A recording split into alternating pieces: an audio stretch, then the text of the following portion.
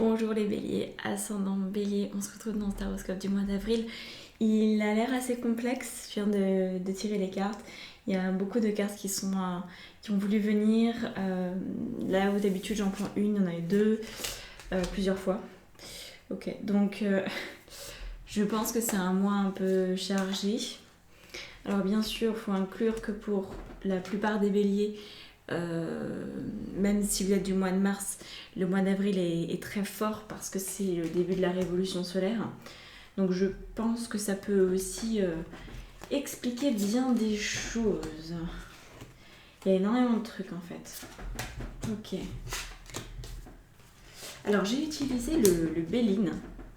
C'est pas quelque chose que je fais très souvent et là je me suis dit en fait j'avais envie d'essayer. Même s'il est très prédictif, le Béline, vous allez le voir, c'était pas le but ici. Ok. Alors, il est complexe et en fait, je pense que j'ai aussi choisi le Béline à bon escient. Je ne sais pas si j'utiliserai pour tous les signes et il se trouve que d'habitude, j'utilise les jeux effectivement pour chaque signe, les mêmes, on va dire, je ne change pas pour tous les taroscopes du même mois. Mais là, peut-être que je vais être amenée à faire des aménagements selon les signes. Donc là déjà, on a l'énergie du mois. On a la reine de denier avec la carte de la ruine. Alors, là, je vais vous demander de faire abstraction, si jamais vous connaissez le Béline, de mettre tout ce que vous connaissez sur le Béline de côté, parce que je n'ai pas interprété les cartes de la manière dont on le ferait habituellement. Voilà, je vais uniquement suivre l'intuition et pas ce que veut dire la carte. Enfin, pas systématiquement en tout cas. Donc, sur l'énergie du mois, avec la reine de denier et la ruine, on est sur une modification potentielle au niveau matériel qui est très fort. La sensation de devoir prendre votre place et peut-être de devoir tout casser pour prendre votre place. Ou alors vous rendre compte qu'en fait, vous avez construit quelque chose qui finalement, maintenant, c'est un grand champ de ruines. Donc il y a quand même cette idée de construction ou de destruction, de se rendre compte de ce qui se passe vraiment au niveau matériel. Donc ça, voilà, vous allez prendre ce qui vous correspond, on va voir si ça touche au domaine professionnel, relationnel, spirituel. Mais semble-t-il que vous faites face en fait au niveau matériel à une vérité qui vous apparaît là et qui peut soit vous déstabiliser à proprement parler, c'est-à-dire vous donner la sensation d'avoir raté quelque chose, ou alors qui va venir vous renforcer. Alors, au niveau des préoccupations, quand on a passé les énergies du mois, on a le 2 de bâton et on a la carte du monde. Et là, on a la carte des plaisirs. Alors, c'est assez équivoque. On va avoir, en fait, dans les préoccupations majeures pendant tout le mois d'avril, la volonté de trouver sa place. Encore une fois, c'est déjà un mot que j'ai utilisé 2 fois pour l'énergie du mois. Donc, trouver sa place.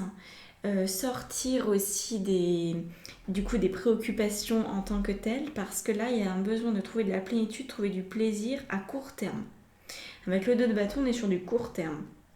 Ça ne veut pas dire que vous ne pensez pas à l'avenir, que vous n'avez pas des grands projets pour la suite, et peut-être que la situation que vous vivez à présent est très bouleversante ou très nouvelle, ou en tout cas elle vous challenge, et donc vous avez besoin rapidement de retrouver votre place, de retrouver peut-être une sérénité que vous avez perdue ou que vous n'avez peut-être jamais eue.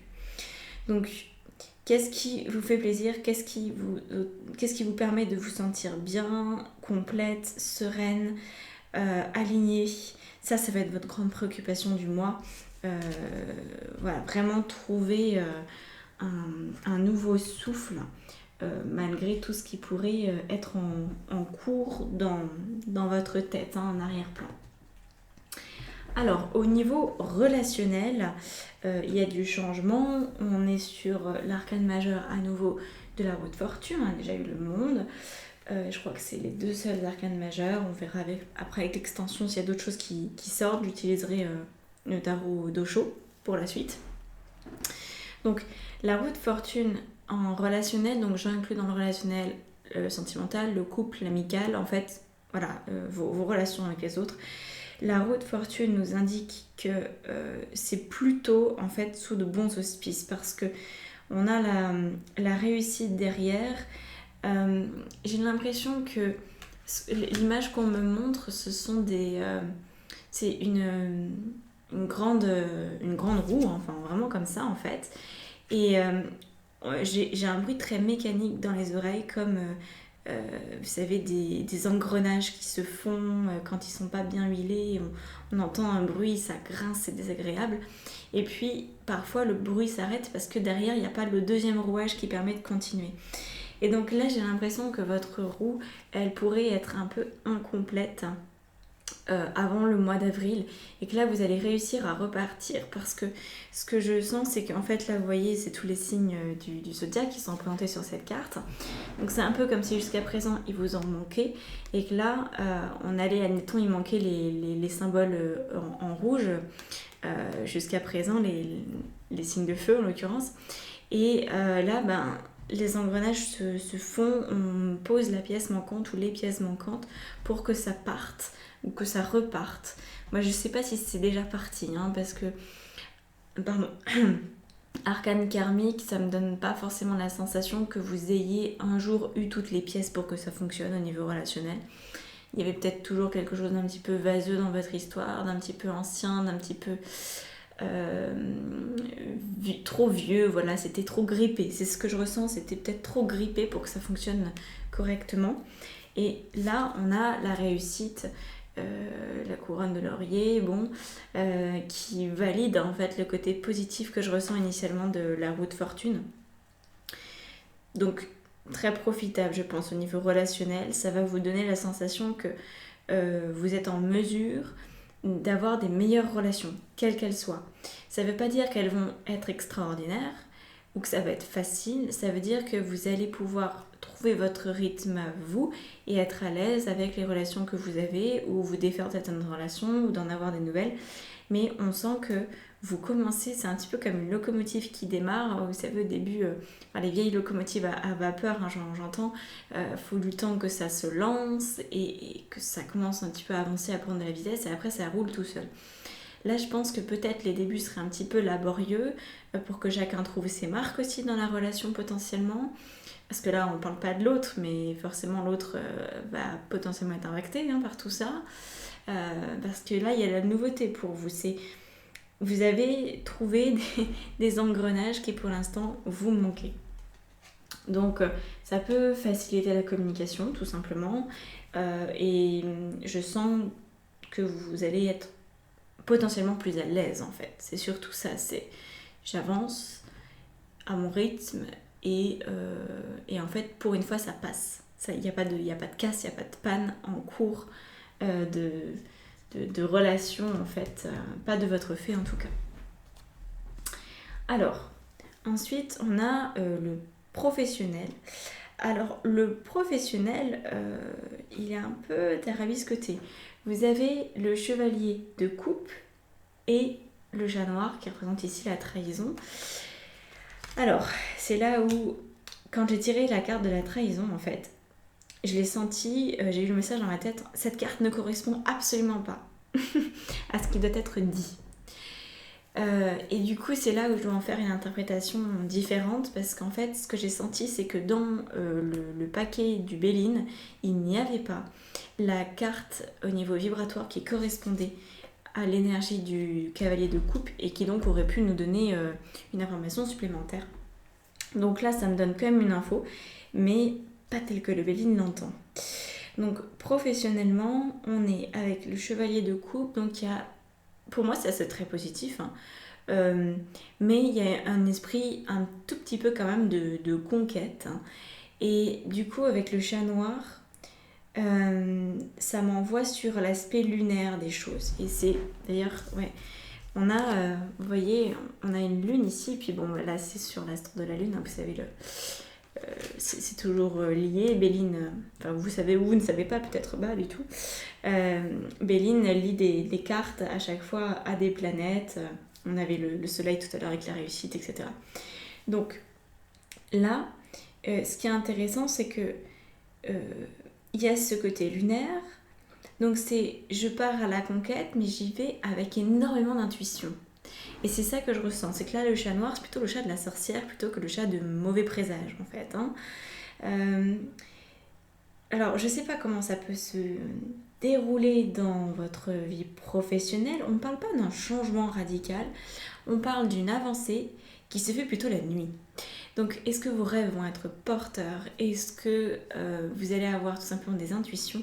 Moi j'ai l'impression que le mois d'avril va être un mois où vous allez faire comme un papier buvard, vous allez récupérer beaucoup d'informations de manière intuitive et que c'est par ces intuitions que vous allez actionner de nouvelles choses dans votre entreprise, dans votre travail, dans votre lieu professionnel ou dans vos recherches peut-être aussi d'un nouveau travail si vous êtes à la recherche de ça. Mais on sent que beaucoup de choses se font pas inconsciemment mais en arrière-plan. Vous avez peut-être la sensation que ça vous travaille beaucoup. Vous avez peut-être la sensation d'avoir des nouvelles idées ou de vouloir suivre un rythme qui n'est pas forcément celui que tout le monde suit. Et je ressens en fait beaucoup le pouvoir féminin là-dedans. C'est je suis mes ressentis et puis ça me permet d'avancer. Donc il y a une part de vous qui se transforme en sorcière ou en sorcier pour ce mois d'avril. Et vraiment suivez vos intuitions, attention aux actions trop rapides, professionnellement parlant. Et j'ai pas l'impression que vous ayez énormément de choses à changer, peut-être même pas du tout. C'est juste une progression au niveau professionnel. Alors au niveau spirituel, là par contre, il y a beaucoup de choses qui sont sorties. Je pense que ça va à terme influencer le professionnel et certainement aussi le relationnel. C'est chargé. On a un 7 de coupe qui nous parle ici de votre grand idéal de vie, qu'il soit amoureux, professionnel, de santé, de style de vie, de maison, de quoi que ce soit. Donc on parle de votre grand idéal qui apparemment est monumental, en même temps ça ne m'étonne pas. Les béliers, on est des grands rêveurs. Et de l'autre côté, on a un peu de boulot. Voilà, donc là c'est les cartes qui nous indiquent qu'il y a du travail à faire. On a la carte du cloître et de l'héritage. Donc, évidemment, c'était trop beau, hein, vous aviez vu, c'est rare qu'il y ait autant de bonnes nouvelles. Hein. Il y a forcément un petit truc à travailler quand même. Bon, un jour, ce sera peut-être parfait. Donc là, l'héritage et le cloître, moi, ça me montre en fait la dissonance possible intérieure. Donc vous avez peut-être déjà bien conscience, c'est possible que vous en ayez conscience. En tout cas, si vous n'en avez pas conscience, ça va peut-être créer un déclic, ces cartes en vous. Donc une différence énorme entre l'idéal, ce que vous recherchez, et ce que vous donnez l'autorisation de recevoir. En fait, c'est comme si aujourd'hui vous viviez plus dans votre passé, spirituellement parlant, et du coup ça a un impact sur tout le reste, que par rapport à vos rêves. Donc là, c'est vraiment la sensation de celui qui tend la main vers la liberté, vers l'amour, vers la plénitude, et qui a oublié en fait de détacher les chaînes, les fers qui sont à ses pieds. Hein. Il n'a même pas trouvé la clé de ça. Donc ça c'est ce qui peut faire mal, et c'est aussi pour ça que beaucoup abandonnent leurs rêves en cours de route, c'est parce qu'on oublie de se détacher du passé. Et donc on tend la main vers quelque chose qui reste inaccessible finalement, parce qu'on n'a pas fait ce qu'il fallait, on n'a pas léché les valises. Donc là je pense que très clairement c'est ce qui vient après dans les antidotes. On vous propose très sérieusement de vous pencher sur ce qui vous bloque encore, et pour travailler ça de quelque manière que vous souhaitez le travailler. Ça semble relativement urgent quand même.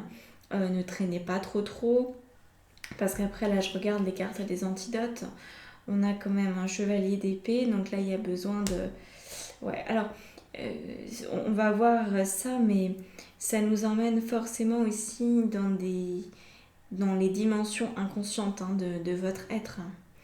Alors évidemment vous n'avez pas besoin de savoir ce qui s'est exactement passé ou qu'est-ce qui fait que vous en êtes là aujourd'hui, mais vous avez besoin de prendre conscience que vous courez après un poney magique, et même si j'aimerais beaucoup que les poneys magiques existent pour de vrai, ça n'existe pas dans notre monde humain. Voilà, ça existe sûrement dans d'autres mondes parallèles, mais pas dans le nôtre. Donc voilà, c'est l'idéal, il peut être magnifique, mais si derrière vous n'avez pas coupé court à ce qui vous empêche de le vivre, à ce qui vous empêche de faire partie de ce monde où il y a peut-être des poneys magiques, voilà, vous allez rester dans un monde un peu plus terne, un peu plus taciturne. Ouais. Alors, regardons les antidotes tout de suite. On a le chevalier d'épée, comme je vous disais, avec la carte de la découverte. Donc là, vous êtes en mode astrologue ou astronome. Oui, c'est ça. Et après, on a un 10 de denier avec la carte de la passion. Alors, là, on est encore une fois, c'est la deuxième fois, on avait Vénus, la Lune, Vénus. Donc, on est quand même dans une étape, là, pour vous, d'utiliser encore une fois votre intuition. Alors, vos ressentis surtout, peut-être vos ressentis serait le mot plus juste. Il y a des choses qui vont vous aider à avancer et à vous détacher, là, les boulets que vous pourriez avoir au pied, c'est de suivre vos ressentis. En fait, ça sert à rien que je vous dise d'aller voir telle personne, de faire tel truc ou de lire tel livre, peu importe, vous le ressentez. Ça ne veut pas dire qu'à l'heure actuelle où on se parle là, enfin où je vous parle et où vous m'écoutez que vous savez tout de suite par quel bout prendre cette histoire. Mais en fait, commencez à suivre vos ressentis maintenant et ça va vous guider. Donc, les ressentis, on est d'accord que c'est pas les ressentis de peur. Ça, vous me les dégagez, vous les mettez quelque part à la poubelle, vous y faites face aussi, hein, parce que parfois ça marche pas de les mettre à la poubelle si vous n'avez pas régler certaines choses en lien avec ces peurs, bon ben voilà, elles vont revenir. Mais s'il le faut, regardez-les en face jusqu'au moment où vous allez pouvoir maîtriser suffisamment ce qui se passe à l'intérieur de vous pour retrouver peut-être pas un calme, mais un centrage suffisant en tout cas pour accepter d'être dans des émotions et dans des ressentis qui ne sont pas forcément extrêmement agréables, mais vous allez pouvoir percevoir la stabilité en fait. Parce que là, ce qui apparemment se produit au niveau spirituel chez vous, c'est comme si vous étiez... je vais prendre un stylo pour vous illustrer le truc. C'est comme si vous étiez ce stylo et qu'en fait autour de ce stylo il y avait des volutes et des circonvolutions un petit peu partout de vent, de pensées, d'idées, de peur et en même temps d'espoir et en même temps de joie et en même temps de dépression et en même temps de...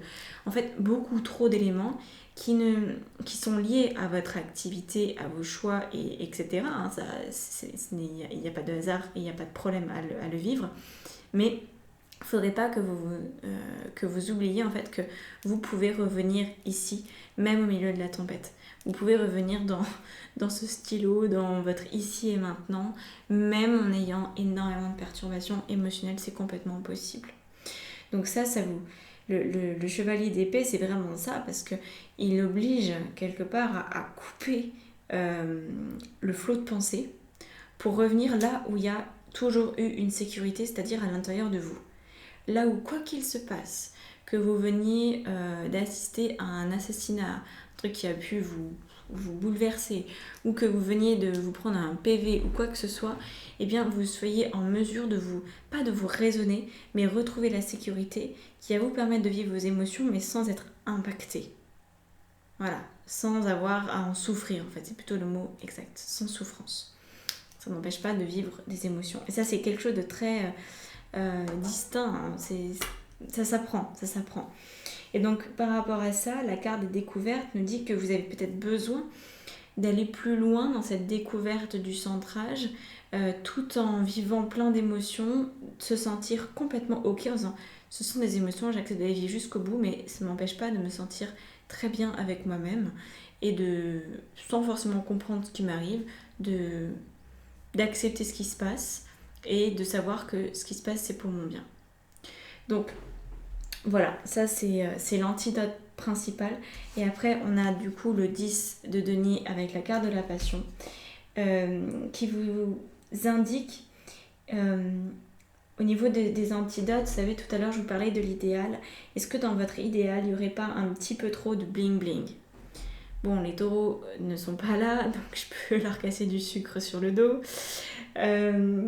Les taureaux auraient ce côté un peu matérialiste, et puis on va dire un peu les capricornes, ça, enfin les signes de terre en fait, hein, sont un petit peu matérialistes, et du coup pourraient parfois avoir des idéaux où c'est la grosse voiture, le gros machin, le gros truc, alors qu'ils n'en ont pas besoin vraiment, et surtout que ça ne les fait pas vibrer. Et bien là, apparemment, les béliers se prennent un petit peu pour des taureaux ou des capricornes, et donc il pourrait y avoir certaines choses dans votre idéal qui sont plus de l'ordre de devenir matérialiste et de la possession que vraiment de l'expérience humaine.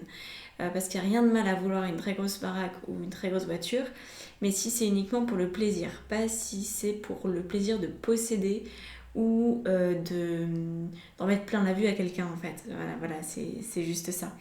Et apparemment, il y a une certaine part de vos souffrances actuelles ou de vos difficultés au niveau spirituel notamment et du coup au niveau relationnel aussi, qui viennent d'une trop grande importance donnée au bien matériel. Et donc ça, vous savez, hein, la passion, passior, c'est la souffrance en latin, donc on est dans cette idée-là que la passion, ça consume. Et le 10 de denier a cette superficialité parce qu'il a pléthore de richesses, et même avec pléthore de richesses, il peut être insatisfait. Donc ça, c'est important de revoir vos plans peut-être par rapport à ça. Qu'est-ce qui vous fait véritablement vibrer, de trouver du plaisir, hein? C'est ce dont on parlait au tout départ. Qu'est-ce qui vous permet de rester complet et de trouver le plaisir dans la vie à court terme. Donc là, il y aura un gros boulot émotionnel, un gros boulot sur vous. Voilà, on va en souper. Alors, avant de passer à l'extension, du coup, que vous pouvez retrouver dans la barre d'informations sous la vidéo, et il y a plein de choses hein, dans la description de la vidéo, vous retrouvez plein de choses. Vous retrouvez aussi un nouveau petit livret que j'ai fait, j'ai senti que c'était le moment de le faire sur un e-book sur la cartomancie. Donc voilà, si vous voulez apprendre à tirer les cartes de manière le plus autonome possible, je vous ai fait un petit livret sympa. Voilà, donc vous pouvez retrouver tout ça, les soins collectifs, etc. Je vous laisse vous débrouiller. Et pour ceux qui l'attendaient, mon site internet est à nouveau actif. J'ai fait les modifications qu'il fallait faire dessus. Voilà. Alors, le 4 de coupe, en conseil de vos guides, nous parle de rater une occasion, ou en tout cas de la sensation d'avoir raté une occasion. Insatisfaction, ennui. Vous voyez, on est dans les mêmes idées. Hein. Ouvrez les yeux et tâchez de repérer de nouvelles occasions. Donc, le 4 de coupe, il en met une couche, hein, encore une fois, sur cet aspect qu'est-ce qui me fait vraiment vibrer, qu'est-ce qui me donne vraiment de la satisfaction, et puis cette vérité là hein, dont je vous parlais au tout départ dans l'énergie du mois, une vérité matérielle qui a pu vous ébranler. On reste très très matériel avec vous pendant tout ce mois-ci. Qu'est-ce que je veux, qu'est-ce qui a du sens, qu'est-ce qui me fait plaisir, etc. Donc là, il y a des nouvelles occasions qui se proposent, en fait il y en a tout le temps, à chaque microseconde, et il y a aussi des nouvelles occasions qui viennent de ce que vous décidez de mettre en avant, et justement, pour cela j'ai pris une carte pour vous donner un peu le modus operandi et que vous ne soyez pas paumé. Donc là, on part sur le principe d'exprimer vos valeurs. Donc c'est ça qui va vous aider aussi, en plus des antidotes, c'est complémentaire, hein, à vous sortir de cette situation. Donc je vous lis la carte, prenez le temps de bien établir vos valeurs et d'en tenir compte dans vos choix quotidiens. Vous prendrez ainsi beaucoup de force. Agir en concordance avec vos valeurs vous permettra de vous propulser plus facilement au cœur de votre mission en toute transparence. Donc voilà, peut-être que vous avez été dans les rêves de quelqu'un, peut-être que vous avez pris les rêves de quelqu'un pour les vôtres, peut-être que vous vous êtes laissé happer par l'action au lieu d'écouter votre intuition, vos ressentis premiers.